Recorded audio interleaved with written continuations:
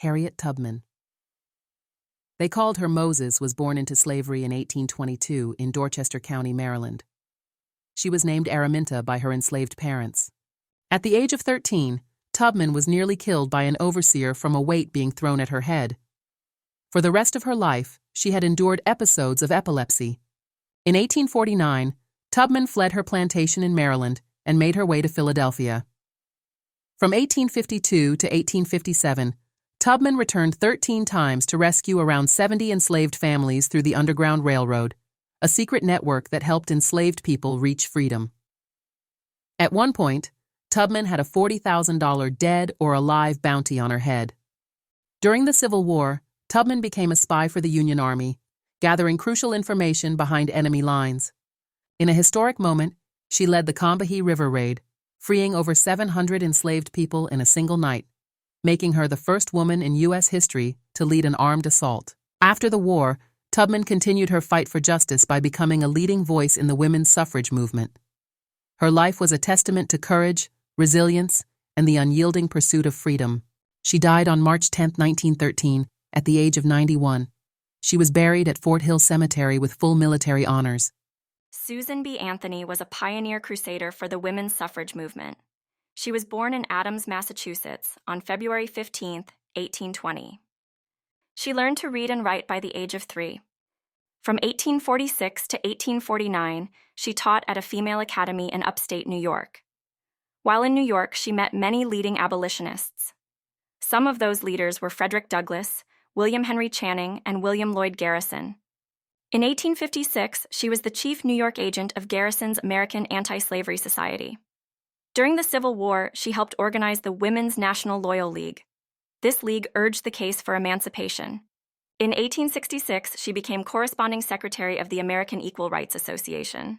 After the Civil War, she campaigned for the 14th Amendment language to be altered to include all women in the amendment. In 1868, Anthony became publisher and Stanton editor of The Revolution. In the same year, she was represented by the Working Women's Association of New York. 1869, she organized a women's suffrage convention in Washington, D.C. In 1872, she was arrested and convicted of casting a vote in the presidential election. Susan B. Anthony called the proceedings the greatest judicial outrage history was ever recorded. She was fined, but Ms. Anthony never paid. Susan B. Anthony traveled throughout the USA and became president of the National American Women's Suffrage Association in 1892. She traveled to London in 1899 and Berlin in 1904 as head of the U.S. delegation to the International Council of Women. The delegation she helped found in 1888. In 1900 at 80, she retired from the presidency of the National American Women's Suffrage Association. Anthony died in 1906 in Rochester, NY, 14 years before the 19th Amendment was passed. In 1979, Susan B. Anthony became the first woman to be placed on United States currency. She is buried at Mount Hope Cemetery, Rochester, NY. Have you ever heard of Frances Ellen Watkins Harper? Born on September 24, 1825, in Baltimore, Maryland, at the age of 3, both of her parents passed away, leaving her an orphan. Harper's aunt and uncle will raise her after this time.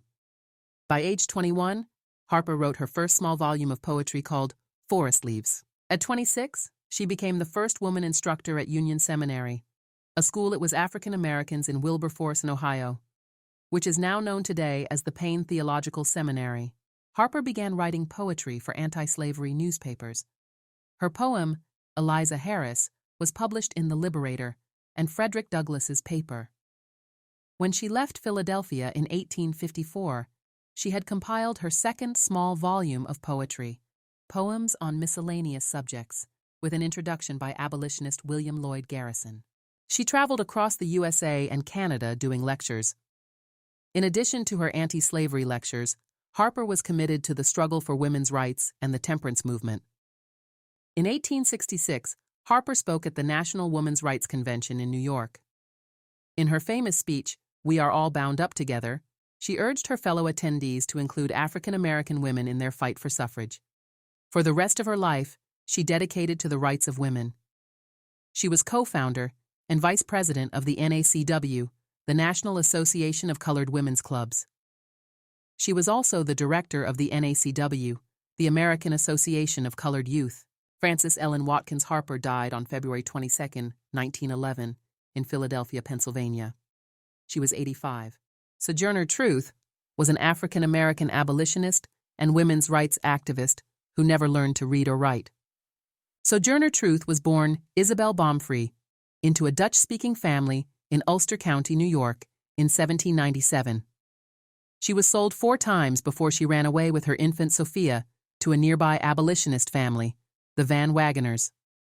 The family bought her freedom for $20 and helped Truth successfully sue for the return of her 5-year-old son Peter, who was illegally sold into slavery in Alabama. She moved to New York City in 1828 and in 1843 assumed the spiritual name Sojourner Truth. Later, she met abolitionists William Lloyd Garrison and Frederick Douglass. Truth is best known for her powerful speech, Ain't I a Woman?, delivered at the 1851 Women's Convention in Akron, Ohio. In this speech, she highlighted the intersectionality of race and gender, arguing for the rights and dignity of women, particularly Black women who faced both racial and gender discrimination. She spoke nationally and helped enslaved people escape to freedom. When the Civil War started, Truth urged young men to join the Union cause and organized supplies for Black troops. After the war, President Lincoln invited her to the White House. She later became involved with the Freedmen's Bureau, the bureau helping the formerly enslaved people find jobs and build new lives. Throughout her life, Truth traveled extensively, speaking out against slavery and advocating for women's suffrage, earning respect and admiration for her unwavering commitment to justice. Truth died at home on November 26, 1883. Records show she was 86, yet her memorial tombstone states she was 105 years old. Engraved on her tombstone are the words, "Is God dead?"